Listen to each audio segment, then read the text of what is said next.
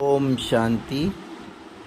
आज बाबा ने कहा, बच्चे अब अपनी एकाग्रता की शक्ति को बढ़ाओ, क्योंकि समय अनुसार एकाग्रता की शक्ति की अत्यधिक आवश्यकता है।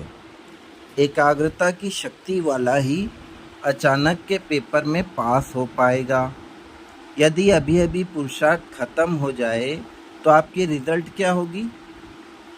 देखो बच्चे, पुरुषार्थ इसी तरह अचानक ही खत्म होगा, और जिस बच्चे ने स्वस्थिति के आसन पर अर्थात उच्च सोमान में स्थित रहने का और बाप को अपने संग रखने का अभ्यास किया होगा, वो ही अचानक के पेपर में पास होगा।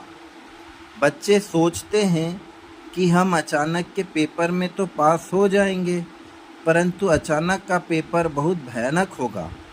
जिस बात में आप कमज़ोर हो, अचानक का पेपर उसी बात का आएगा, और उस समय स्वयं के साथ साथ बाप की याद भुलाने वाला होगा। वह समय ऐसा होगा जिसमें आप विस्मृत हो जाओगे, अर्थात आप स्वयं ही परिस्थिति में व समय के बहाव में इतना ज़्यादा उलझ जाओगे कि स्वयं की याद व बाप की याद भूल जाएगी। परंतु जो बच्चा अभी से ही अपने उच्च सोमान में स्थित होने की ड्रिल कर रहा है और साथ ही साथ अशरीरी बन अपने बाप परम पिता परमात्मा के साथ घर जाने का पुरुषार्थ कर रहा है, अर्थात जो स्वयं को आत्मा रिलाइज कर बाप के साथ सर्व संबंध जोड़ने का पुरुषार्थ कर रहा है, अर्थात बाप की श्रीमत पर चलने का 100% अटेंशन दे रहा है, वो ही बच्चा अचानक के पेपर में बाप की मदद से पास विथ ऑनर बन पाएगा। इसलिए बच्चे स्मृति स्वरूप बनो, मन बुद्धि को एकाग्र करने का अभ्यास बढ़ाओ।